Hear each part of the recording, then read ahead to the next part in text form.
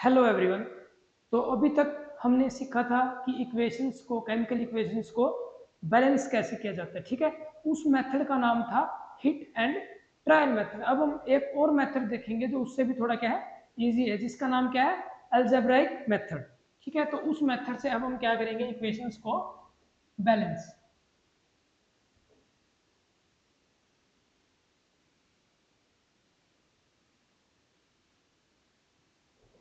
Algebraic method. इस method में हम क्या करेंगे, जैसे आपको कोई केमिकल इक्वेशन गिवन है, ठीक है, उसमें क्या करेंगे, उन केमिकल इक्वेशंस को किसी वेरिएबल से मल्टीप्लाई करेंगे, हर एक कंपाउंड या एलिमेंट को। ठीक है, तो फॉर एग्जांपल हम इक्वेशन मान लेते हैं आपकी, जैसे फॉर एग्जांपल ये इक्वेशन हमारे पास,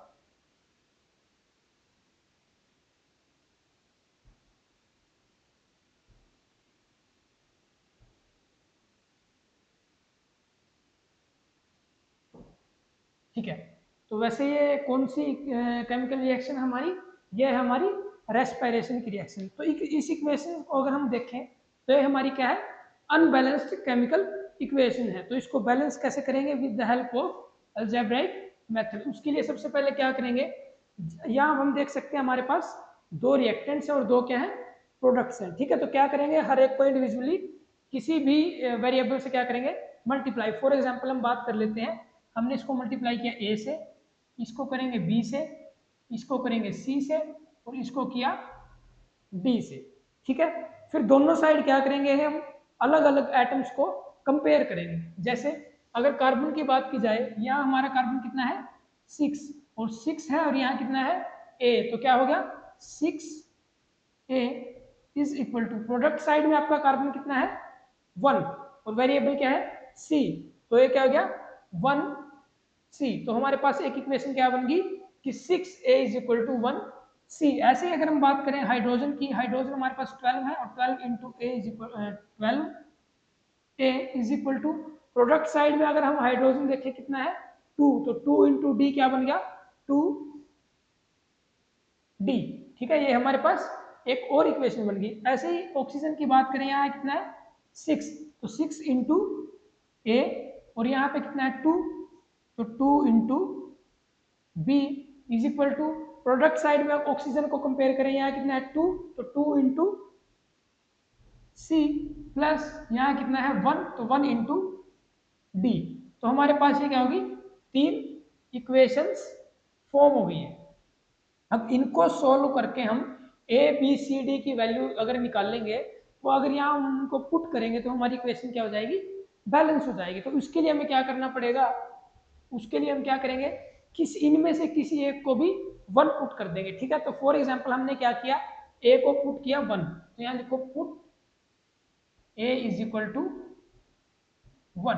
तो अगर हमारा ए है 1, तो यहाँ हम अगर उसको पुट करेंगे तो 6 इंटू 1 इज इक्वल टू किसके होगा, 6 इंटू 1 इज इक्वल टू सी। तो हमारे पास सी की क्या वैल्यू आई, यहाँ से सी की हमारे पास यहाँ वैल्यू आई कितनी,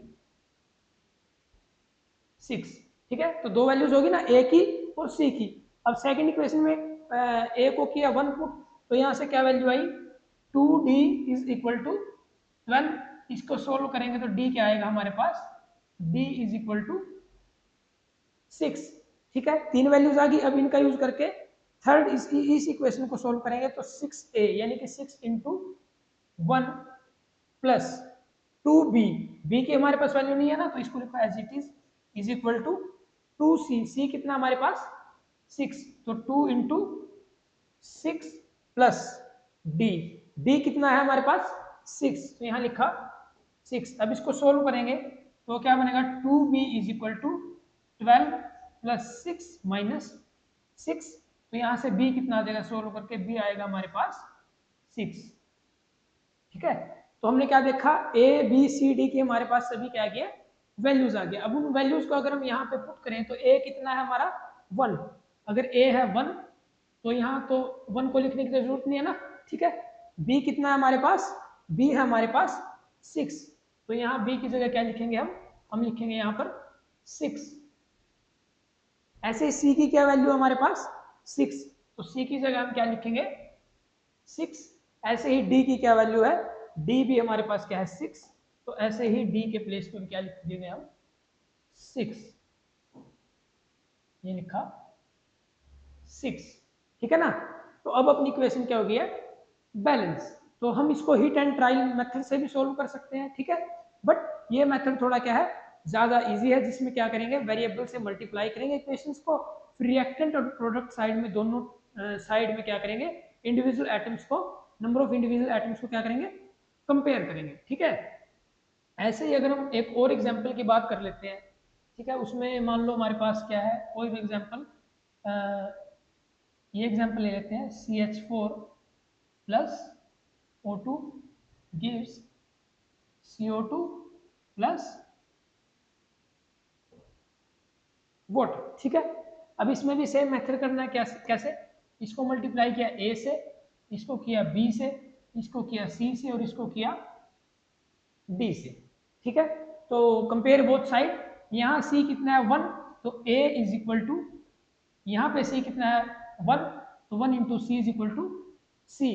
ये हमारे पास क्या होगी first equation after comparing carbon on both the sides of reactant and products, ठीक है। अब बात करते हैं हाइड्रोजन की, यहाँ 4, तो 4 इंटू ए कितना गया 4A इज इक्वल टू, इधर है हाइड्रोजन 2, तो 2 इंटू डी 2D, ठीक है। ऐसे ही ऑक्सीजन को करेंगे 2B is equal to 2C plus यहाँ कितना ऑक्सीजन 1, तो D। ये हमारे पास क्या आ गई 3 इक्वेशंस। तो उसी तरीके से हम क्या करेंगे इसको A को क्या पुट कर देंगे 1, so put A is equal to 1। तो अगर A को पुट किया 1 तो C भी यहां से कितना आएगा 1, तो C भी कितना हो गया 1, दो वैल्यूज हमारे पास आ गई। इस इक्वेशन में जब A को 1 पुट करेंगे तो 4 इज इक्वल टू 2D, तो यहां से D कितना आ जाएगा, D will come out to be 2, ठीक है। ऐसे इस इक्वेशन में हमें B निकालना है, तो 2B is equal to 2C, यानी कि 2 इंटू 1, C कितना है 1 है ना, प्लस D कितना है 2, ठीक है। तो B भी हमारा कितना हो जाएगा, B की वैल्यू भी क्या आ गई 2। अब बस क्या करना है इन वैल्यूज को यहाँ पे पुट करना है। A कितना है हमारे पास 1, A कितना है 1, तो A 1 ऐसे हो गया, ठीक है।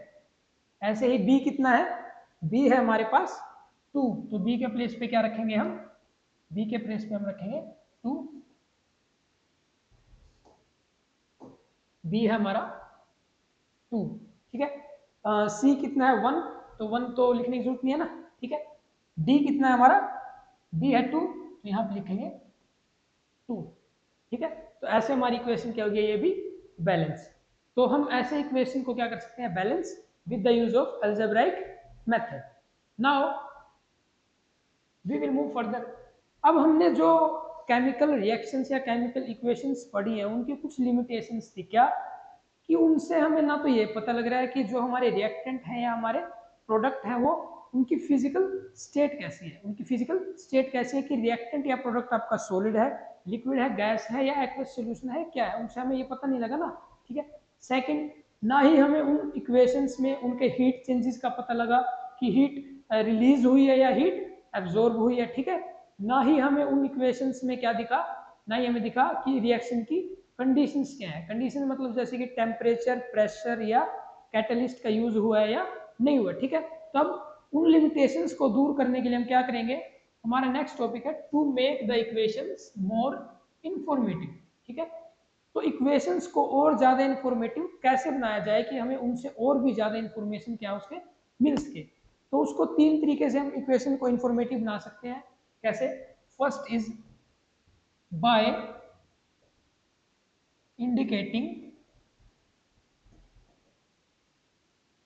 physical states, by indicating physical states of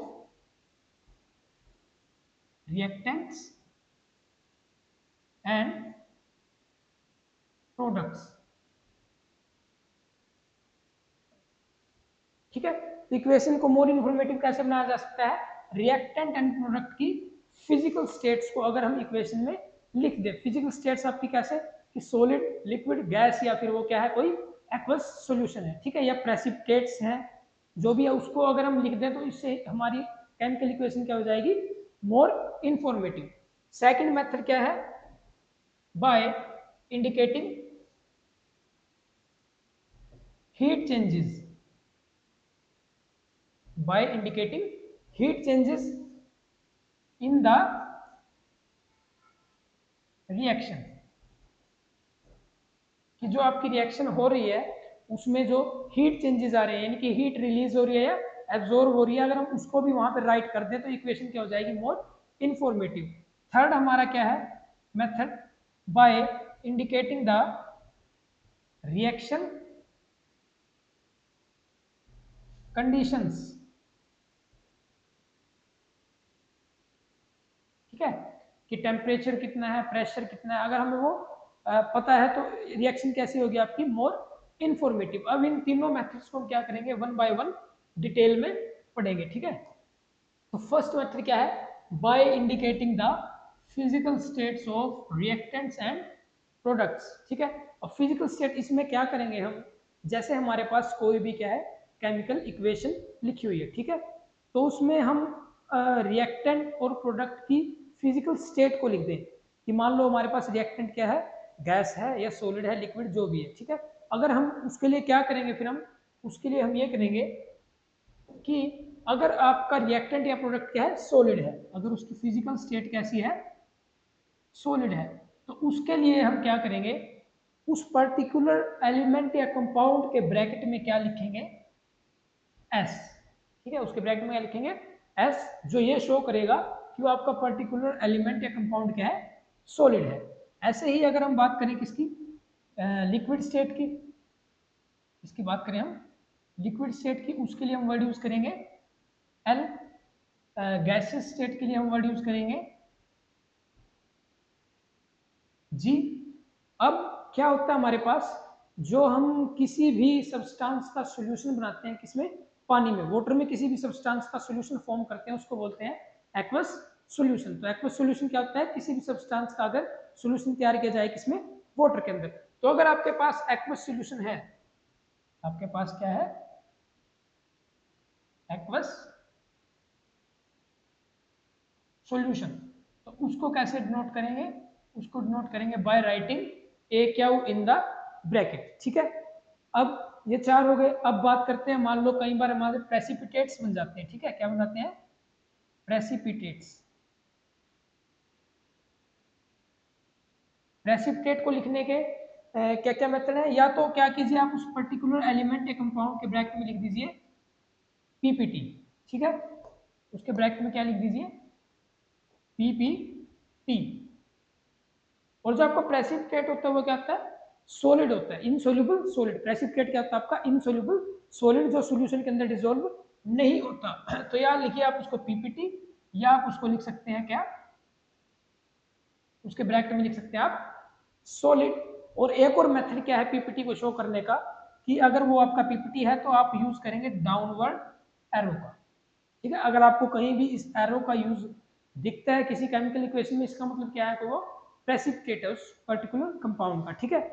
अब हाँ, गैस जो आपकी होती है, गैस अभी किसी रिएक्शन में क्या होती है, गैस इवोल्व हो जाए, अगर अगर किसी रिएक्शन में गैस क्या हो जाए, रिलीज हो जाए, तो उसको कैसे डिनोट करेंगे, उसको डिनोट करते हैं by using upward direction arrow. तो ये क्या डिनोट करेगा आपका, कि किसी रिएक्शन में क्या हुई है, गैस रिलीज हुई है, रिलीज्ड गैस। तो ऐसे हम किसी भी केमिकल इक्वेशन को क्या कर सकते हैं, मोर इंफॉर्मेटिव बना सकते हैं। इसके एग्जांपल्स की अगर हम बात करें, फॉर एग्जांपल सिंपल से एक रिएक्शन लेते हैं, the reaction between hydrogen and nitrogen to form ammonia gas, ठीक है, वो भी कैसी है, तो इसमें अगर हम देखें हाइड्रोजन प्लस नाइट्रोजन, ठीक है, गिव्स अमोनिया गैस। ये सिंबल आपका किसको होता है, रिवर्सिबल रिएक्शन का, ठीक है, ये आपकी रिएक्शन क्या है, रिवर्सिबल है, ठीक है। तो अब देखिए हाइड्रोजन क्या होती है आपकी, गैस, तो इसके ब्रैकेट में क्या लिखेंगे, जी। नाइट्रोजन में क्या होती है, गैस, इसके ब्रैकेट में क्या लिखा जाएगा, जी, और अमोनिया भी आपकी क्या होती है, गैस। ठीक है, इस प्रकार हम लिखेंगे। एक और रिएक्शन की अगर बात करें फर्दर, फॉर एग्जांपल हम जिंक, हमने वो जिंक वाली रिएक्शन पढ़ी थी कि जब जिंक को किस में डाला जाता है, सल्फ्यूरिक एसिड में, डाइल्यूट सल्फ्यूरिक एसिड में डाला जाता है, तो क्या मिलता है, zinc sulphate plus hydrogen gas क्या होती है, इवॉल्व होती है। ठीक है, उस रिएक्शन की अगर हम बात करें तो zinc plus H2SO4 gives zinc sulphate plus H2 gas. तो जिंक हमारा क्या है, मेटल है, तो मेटल होती है आपकी सॉलिड फॉर्म में। ठीक है, इसको लिखेंगे S। H2SO4 आपका क्या है, डाइल्यूट है ना, डाइल्यूट H2SO4 है। ठीक है, तो इसको आप यहाँ ऐसे लिख सकते हो, डाइल्यूट H2SO4, और ये क्या होता है, इसको लिखेंगे एक्वस फॉर्म में। ठीक है, जिंक सल्फेट का जो आपका सॉल्यूशन बना वो भी कैसा बनता है आपका, एक्वस, तो उसको कैसे लिखेंगे, उसको भी क्या लिखेंगे, ए क्यू, और प्लस में क्या रिलीज होती है, H2। ठीक है, इसको आप H2 के ब्रैकेट में जी भी लिख सकते हो, गैस। ठीक है, और ये अगर इवॉल्व हो रही है तो इसको क्या यूज कर सकते हैं हम यहाँ पे, अपवर्ड डायरेक्शन एरो का, जो क्या दिखाता है कि H2 गैस क्या हो रही है आपकी, रिलीज। एक और एग्जांपल की अगर हम इसमें बात करें तो the reaction between silver nitrate and sodium chloride, the reaction between silver nitrate यानी कि AgNO3 plus sodium chloride gives, और ये दोनों क्या है आपके, सिल्वर नाइट्रेट और सोडियम क्लोराइड के एक्वस सॉल्यूशंस। ठीक है, एक्वस सॉल्यूशंस हैं दोनों के, जब मिक्स किए गए, ये भी एक्वस आपका और ये भी क्या है, एक्वस है। ठीक है, दोनों को मिक्स करते हैं तो हमें क्या मिलता है, हमें मिलता है silver chloride precipitates. Silver chloride के क्या मिलेंगे हमें, प्रेसिपिटेट्स, तो उसको कैसे लिखेंगे, AgCl के ब्रैकेट में PPT। ठीक है,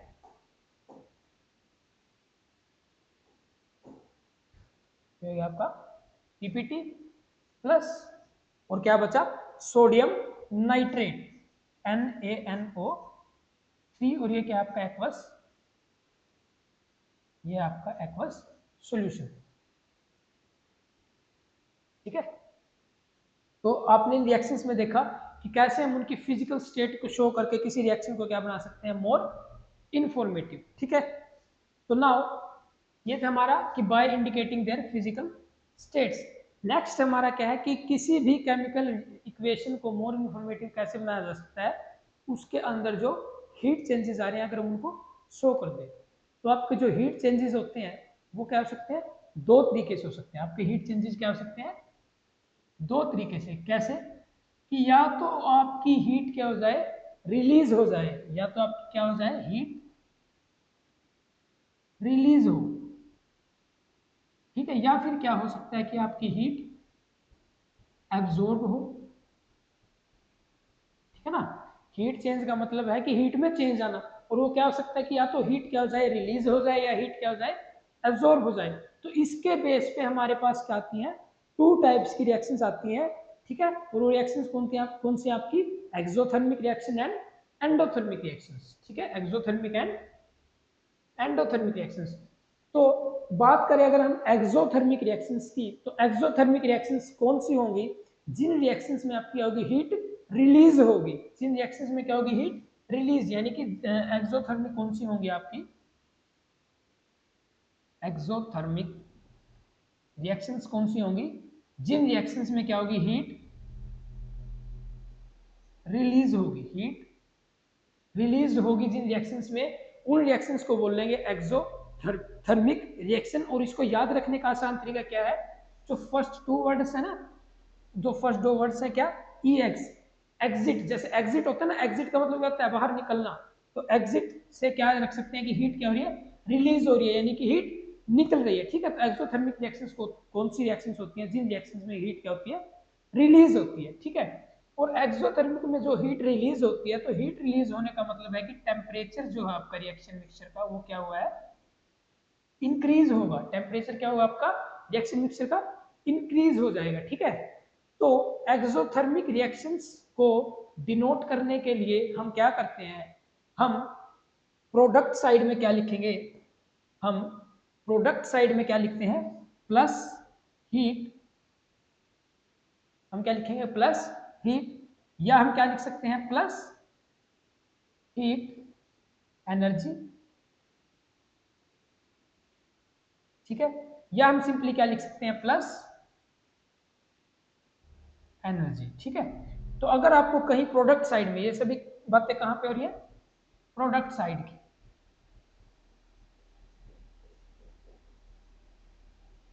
तो जब प्रोडक्ट साइड में आपको कहीं प्लस हीट या प्लस हीट एनर्जी या सिंपली प्लस एनर्जी लिखा मिलता है, तो उसका मतलब क्या है कि वो आपकी कौन सी रिएक्शन है, एक्सोथर्मिक रिएक्शन, ठीक है। तो कुछ एग्जांपल्स की अगर हम बात करें, तो फॉर एग्जांपल जो हमारा कंबशन होता है किसका, कोयल का कंबशन होता है, ठीक है। जो जितनी भी आपकी कंबशन रिएक्शंस होती हैं, जैसे आपका मान लो किरोसिन की रिएक्शन है या पेट्रोल डीजल, ठीक है, या फिर आपका वुड है, कोयल है, जितनी भी आपकी कंबशन रिएक्शंस होती हैं वो सभी क्या होती हैं आपकी एक्सोथर्मिक रिएक्शंस। तो ऑल कंबशन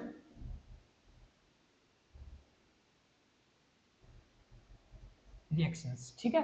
तो सभी कंबशन रिएक्शंस आपकी क्या होती हैं, एक्सोथर्मिक रिएक्शन, ठीक है। इसका एक एग्जांपल देखें कि जो आपका कोयला होता है, ठीक है, लकड़ी ये बोल सकते हो आप उसको, तो उसमें क्या होता है कार्बन की फॉर्म में, तो कार्बन प्लस वो रिएक्ट करता है किसके साथ, ऑक्सीजन गैस के साथ from air, and it makes CO2 gas, और प्लस क्या होती है उसमें हीट एनर्जी रिलीज होती है, ठीक है। जब हम कोयले को जलाते हैं तो हीट एनर्जी रिलीज होती है ना, टेम्परेचर क्या होता है उसमें इंक्रीज होता है, ठीक है। ये किसका एग्जांपल आपका एक्सोथर्मिक रिएक्शन का, ठीक है। इसमें एक और एग्जांपल की बात करें, जो आपका burning of natural gas, natural gas जैसे कि आपकी मीथेन, जो उसकी बर्निंग होती है वो भी आपकी क्या है, एक एक्सोथर्मिक रिएक्शन है, ठीक है। उसको कैसे देखें, उसकी केमिकल इक्वेशन होती है आपकी CH4 यानी कि methane gas plus oxygen gas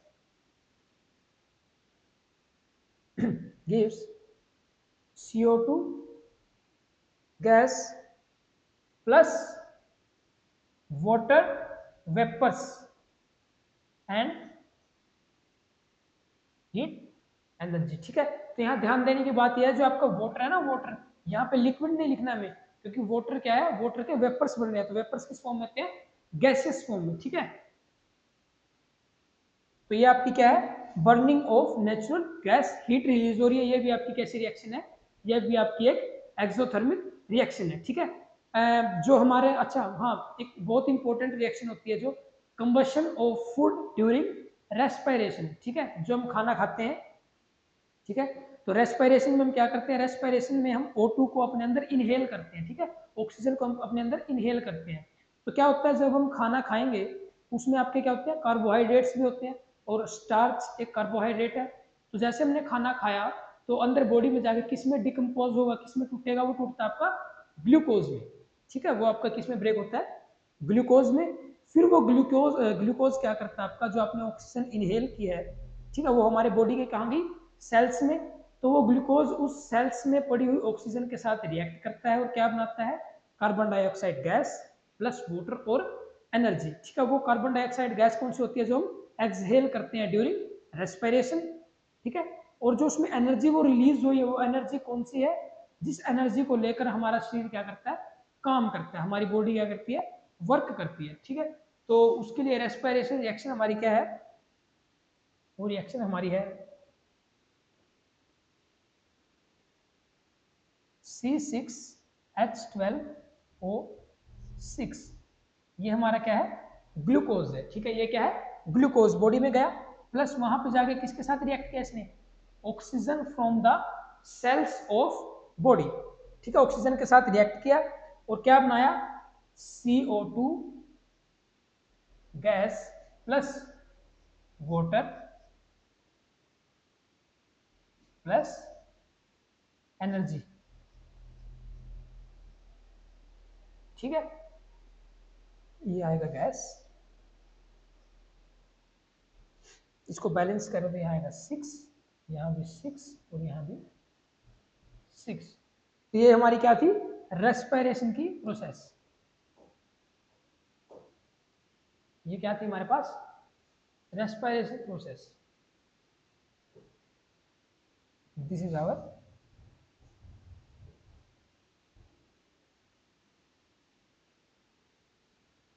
so we can say that कि respiration is an exothermic reaction because in this reaction energy is released। ठीक है, अब नेक्स्ट मूव करते हैं किस पे,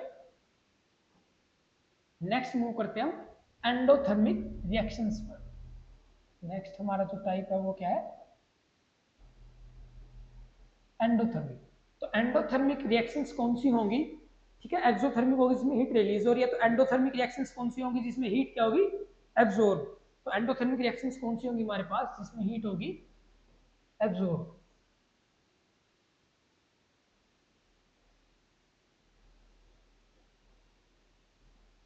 ठीक है, हीट अगर एब्जॉर्ब होगी तो जो आपका रिएक्शन मिक्सचर है उसका टेम्परेचर क्या होगा, उसका टेम्परेचर आपका होगा डिक्रीज, यानी कि वो क्या हो जाएगा, ठंडा हो जाएगा आपका रिएक्शन मिक्सचर। ठीक है, एक्सोथर्मिक में आपका रिएक्शन मिक्सचर क्या हो जाएगा, हॉट, यानी कि गर्म हो जाएगा। तो एंडोथर्मिक में क्या होगा, हीट इज एब्जॉर्ब। सिमिलरली जैसे हमने एक्सोथर्मिक में क्या लिखा था, प्लस हीट या प्लस एनर्जी या plus heat energy product side में लिखा था, इसमें हम क्या लिखे, उसी चीज को कहाँ लिखेंगे, रिएक्टेंट साइड में। ठीक है, तो हम इसको कैसे डिनोट करेंगे, प्लस हीट या प्लस हीट एनर्जी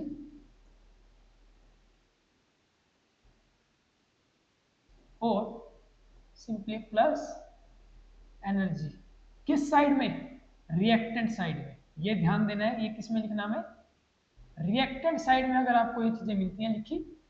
ठीक है, तो इसका मतलब क्या है कि हीट वहां पे क्या हो रही है, हीट वहां पे एब्जॉर्ब हो रही है, तो वो हमारी कौन सी रिएक्शन है, वो हमारी एंडोथर्मिक केमिकल रिएक्शन। ठीक है, तो अगर इसमें हम रिएक्शन एग्जांपल्स की बात करें, एंडोथर्मिक रिएक्शंस के एग्जांपल्स की बात करें, तो एग्जांपल इसमें है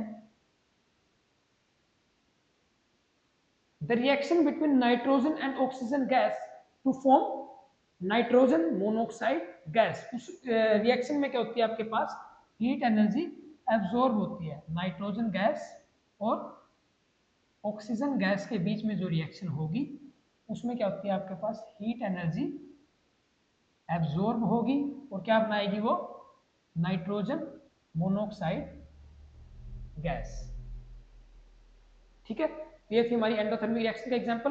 फर्दर एक और एग्जांपल की अगर हम बात करें कि जब कैल्शियम कार्बोनेट को क्या किया जाता है, हीट किया जाता है, तो हीट करने का मतलब क्या है, उसमें हीट एनर्जी उसको दी जा रही है, यानी हीट एनर्जी वो क्या करेगा, एब्जॉर्ब। तो किस में ब्रेक होगा, कैल्शियम ऑक्साइड में और कार्बन डाइऑक्साइड गैस में। ठीक है, तो व्हेन कैल्शियम कार्बोनेट यानी कि CaCO3 is heated, it will break into calcium oxide and carbon dioxide gas. तो ये भी आपका किसका एग्जाम्पल है, ये भी एग्जाम्पल है एंडोथर्मिक रिएक्शंस का। ठीक है, फर्दर जो आपकी डिकम्पोजिशन रिएक्शंस होती है जिनके बारे में हम डिटेल में पढ़ेंगे टाइप्स ऑफ केमिकल रिएक्शंस में, जो आपकी डिकम्पोजिशन रिएक्शंस होती हैं वो जनरली सारी क्या होती हैं, मैक्सिमम वो सभी आपकी होती हैं एंडोथर्मिक रिएक्शंस, क्योंकि किसी भी सब्सटेंस को डिकम्पोज यानी कि तोड़ने के लिए एनर्जी की क्या होगी, रिक्वायरमेंट। तो उसी में एक हमारा आता है इलेक्ट्रोलिसिस ऑफ वाटर। तो जो आपका इलेक्ट्रोलिसिस ऑफ वाटर है, यानी कि पानी को ब्रेक करेंगे किसमें, हाइड्रोजन गैस में और ऑक्सीजन गैस में, तो वो भी आपकी क्या है, वो भी आपकी एक एंडोथर्मिक रिएक्शन है। कैसे, जो आपका वाटर होगा H2O, उसमें क्या पास होगी, उसमें पास होगी आपकी इलेक्ट्रिसिटी, और इलेक्ट्रिसिटी भी आपकी क्या है, इलेक्ट्रिसिटी भी एक एनर्जी की ही फॉर्म है ना। ठीक है, तो वाटर प्लस इलेक्ट्रिक एनर्जी जब उसमें से पास हुई तो वो किस में ब्रेक होगा, H2 में और O2 में। ठीक है, तो ये आपकी सभी क्या है, ये देखिए हीट इनमें क्या हो रही है, एब्जॉर्ब हो रही है, हीट एनर्जी इसमें क्या हो रही है, एब्जॉर्ब हो रही है। तो ये सभी आपकी क्या है, एंडोथर्मिक रिएक्शंस। ठीक है, ठीक है, तो हमने ये देखा कि कैसे हीट चेंजेस के द्वारा भी रिएक्शंस को क्या बनाया जा सकता है, मोर इंफॉर्मेटिव। नाउ नेक्स्ट जो हमारा मेथड है जिससे हम इन इक्वेशंस को मोर इंफॉर्मेटिव बना सकते हैं वो क्या है, by indicating the reaction conditions. अब आपकी रिएक्शन कंडीशंस कैसे, कि उस रिएक्शन में किसी कैटालिस्ट का यूज हुआ है। कैटालिस्ट क्या होता है, जो आपके रिएक्शन रेट को क्या करता है, इंक्रीज कर देता है, ठीक है। और तो अगर उसका कैटालिस्ट का यूज हुआ है रिएक्शन में तो वो भी आपकी रिएक्शन कंडीशन है। या फिर अगर उसमें मान लीजिए टेम्परेचर कितना है रिएक्शन का, कि जब रिएक्शन हुई तो टेम्परेचर कितना मेंटेन किया गया था, या प्रेशर कितना मेंटेन किया गया था उस रिएक्शन को होने में, ठीक है। तो ये सभी आपकी किस में आती है, रिएक्शन की कंडीशंस होती है। तो रिएक्शन कंडीशंस में हम बात करें तो क्या क्या हो सकता है, टेम्परेचर, प्रेशर, कैटलिस्ट एटसेट्रा। तो इसमें अगर हम एग्जाम्पल्स की बात करें तो इसमें एग्जाम्पल क्या आता है आपका, कि जो पोटासियम क्लोरेट होता है, जो क्या होता है पोटासियम क्लोरेट, पोटासियम क्लोरेट यानी कि KClO3। तो पोटासियम क्लोरेट को जब हीट किया जाएगा in the presence of a catalyst manganese dioxide, तो जब इसको हीट किया जाएगा, हाँ हीट को डिनोट करने का एक और साइन क्या होता है, डेल्टा। तो डेल्टा अगर कहीं यूज होता है तो उसका मतलब है कि उस रिएक्शन में किसकी बात हो रही है, हीट की। डेल्टा किसको शो करता है, हीट को। यानी कि पोटासियम क्लोराइड को, पोटासियम क्लोरेट को क्या किया गया, हीट किया गया in the presence of a catalyst manganese dioxide यानी कि MnO2। इसकी प्रेजेंस में जब पोटासियम क्लोरेट को हीट किया जाएगा तो ये किस में डिकम्पोज होगा, पोटासियम क्लोराइड में और ऑक्सीजन गैस, ठीक है। तो बैलेंस कर देते हैं। तो ये आपकी क्या है, केमिकल इक्वेशन। तो इक्वेशन में हमें क्या क्या दिख रहा है, कि हीट एनर्जी इसको क्या की गई है, प्रोवाइड की गई है। यानी इसको हम बोल सकते हैं कि एंडोथर्मिक रिएक्शन है, क्योंकि हीट एनर्जी क्या हो रही है, एब्जॉर्ब हो रही है। तो हीट को आप अगर एनर्जी, आपकी हीट एनर्जी एब्जॉर्ब हो यानी कि एंडोथर्मिक रिएक्शन हो, तो वहां पे हम हीट का जो सिंबल होता है डेल्टा, उसको एरो के ऊपर भी डिनोट कर सकते हैं, उसको एरो के ऊपर भी लिख सकते हैं। और दूसरा क्या है, कैटलिस्ट का अगर यूज है तो कैटलिस्ट का भी क्या किया हमने यहाँ पर, एरो के ऊपर नीचे हम कैटलिस्ट को अगर लिख देंगे, ठीक है। अगर इसका एक और एग्जांपल की हम बात करें तो वो क्या है, कि जो आपका मिथेनॉल होता है, क्या होता है, मिथेनॉल।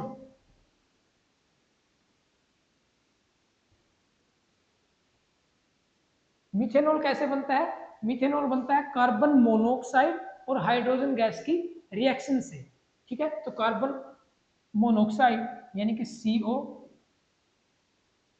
प्लस हाइड्रोजन, इससे क्या बनता है, मिथेनॉल बोल दीजिए या बोल दीजिए इसको मिथाइल अल्कोहल, ये कहता है मिथेनॉल।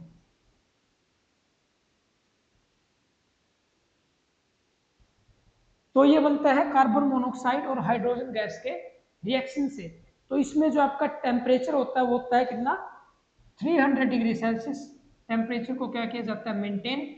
और इनको कंप्रेस किया जाता है, दोनों को, कार्बन मोनोऑक्साइड और हाइड्रोजन गैस को कंप्रेस किया जाता है, यानी कि प्रेशर में क्या होता है 300 ATM यानी कि 300 एटमोस्फेरिक प्रेशर। और इसमें जो आपका कैटलिस्ट यूज होता है वो दो चीजों का मिक्सचर होता है, जिंक ऑक्साइड का और क्रोमियम ऑक्साइड का। Zinc oxide plus chromium oxide. तो यहां से हम देख सकते हैं ये इसका टेम्परेचर, ये है इसका टेम्परेचर, ये है इसका प्रेशर, और ये क्या है, मिक्सचर ऑफ कैटलिस्ट। तो ये आपकी क्या है, सभी रिएक्शन कंडीशंस। तो इनको राइट करके हम रिएक्शन को क्या बना सकते हैं, मोर इंफॉर्मेटिव। तो इसमें एक और रिएक्शन की बात करें जो फोटोसिंथेसिस रिएक्शन होती है, यानी कि जिस रिएक्शन के द्वारा जो आपके प्लांट्स होते हैं, प्लांट्स क्या करते हैं, फूड प्रिपेयर करते हैं, ठीक है। तो उस रिएक्शन की कंडीशंस क्या क्या होती है, एक तो उसको सनलाइट की रिक्वायरमेंट होती है, और दूसरा क्या, जो प्लांट्स की लीव्स में जो ग्रीन पिगमेंट होता है ना, क्लोरोफिल। तो इसमें दो रिक्वायरमेंट क्या क्या है, एक तो क्लोरोफिल और दूसरा क्या है, सनलाइट। तो ये आपकी रिएक्शन कंडीशन है। तो फोटोसिंथेसिस की प्रोसेस क्या होती है, carbon dioxide plus water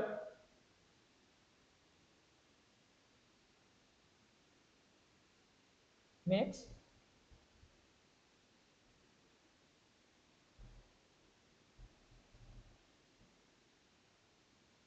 plus O2 gas. O2 क्या है? गैस।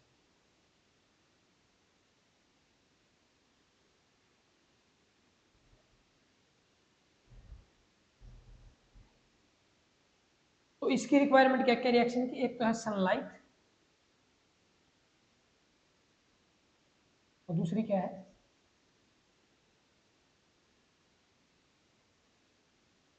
क्लोरोफिल। लिक्विड, ये गैस। इसमें आपका मिथेनॉल क्या था? लिक्विड। तो यहाँ पे हमने देख लिया इस रिएक्शन में फिजिकल स्टेट्स भी लिखी हुई हैं और जो आपकी फोटोसिंथेसिस रिएक्शन होती है उसमें जो उसकी रिक्वायरमेंट है यानी कि जो रिएक्शन कंडीशंस है उनको एरो के ऊपर नीचे क्या करते हैं? डिनोट। तो इस तरह हमारी जो क्या होती है केमिकल इक्वेशंस होती हैं उनको मोर इंफॉर्मेटिव बनाया जा सकता है। ठीक है।